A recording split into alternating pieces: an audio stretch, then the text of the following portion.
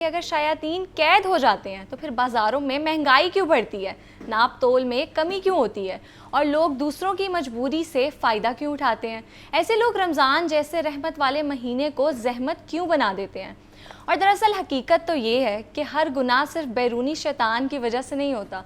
कुरान हमें नफ्स के बारे में भी बताता है कि नफ्स भी इंसान को बुराई की तरफ माइल करता है। इसे नफ्स अम्मारा कहा जाता है, यानी वो अंदरूनी ख्वाहिश जो लालच, हिर्स, हसद और ख़ुदगर्जी को जन्म देती है। और रमज़ान दरअसल इस नफ्स को काबू करने की तरबियत का महीना है। जबकि असल सवाल ये नहीं कि शैतान कैद है या नहीं, बल्कि असल सवाल तो ये है कि क्या हमने अपने नफ्स को भी कैद किया है।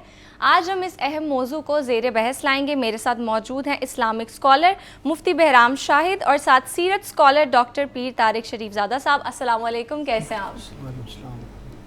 अच्छा मुफ्ती साहब, आपसे मेरा सवाल है, हम देखते हैं रमज़ान आता है, बहुत बाबरकत महीना है, लेकिन पूरे साल प्राइसेस कंट्रोल में होती हैं, लेकिन जैसे ही रमज़ान आता है लोग रेट्स डबल कर देते हैं। गवर्नमेंट बताती भी है कि रेट लिस्ट ये है, लेकिन हम नापतोल में कमी भी करते हैं। तो ऐसा क्यों होता है? बिस्मिल्लाहिर्रहमानिर्रहीम नहमदुहु व नुसल्ली व नुसल्लिमु अला रसूलिहिल करीम। बिलाशुबा इस तरह तब भी होता है जब इंसान का यकीन कमज़ोर होता है, उसको लालच होती है, उसे हिर्स होता है, हवा व हवस में शिकार होता है और वो चाहता ये है कि मैं बेहतर बनूं। लेकिन हमारे माशरे में अलमिया ये है, हम बेहतर बनाने के लिए ख़ुद का स्टैंडर्ड ऊंचा करने की बजाय दूसरों के पैरों के नीचे से ज़मीन खोदना शुरू कर देते हैं, जो कि इंतहाई गैर अखलाक़ी बात है और इंतहाई बुरी बात है। अगर दुनिया का दस्तूर देखा जाए, कोई त्यौहार आता है, हत्ता कि नॉन मुस्लिम के त्योहारों के लिए भी डिस्काउंट्स लगा देते हैं, चीज़ों को सस्ता कर देते हैं। लेकिन हमारे यहाँ ये बात बिल्कुल बजा है कि अगर पता लगे ना सुबह क़यामत आनी है तो तस्बीह और मुसल्ले जो हैं वो नायाब हो जाएंगे, वो मिलेंगे ही नहीं, अनमोल हो जाएंगे। ठीक है, तो वजह क्या है कि हमारी नज़र जिस चीज़ पर होनी चाहिए नहीं है। हम दीन इस्लाम के मानने वाले जिस चीज़ में गिरफ़्तार हो गए, इस्लाम उसका दरस नहीं देता।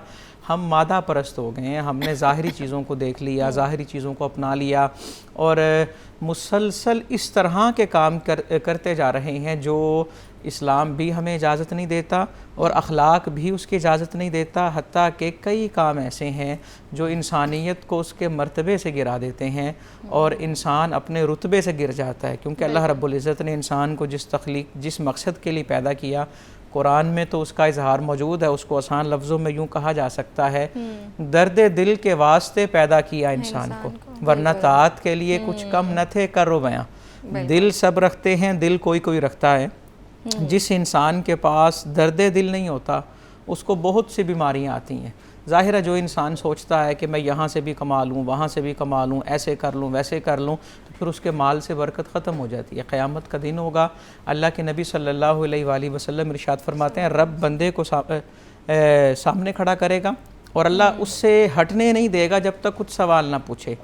सवाल ये होगा कि माल कहाँ से कमाया, फिर सवाल होगा कि कहाँ खर्च किया। बिल्कुल ऐसे कि सिर्फ कमाना ज़रूरी नहीं है, उसको खर्च करने की भी बात की जाएगी।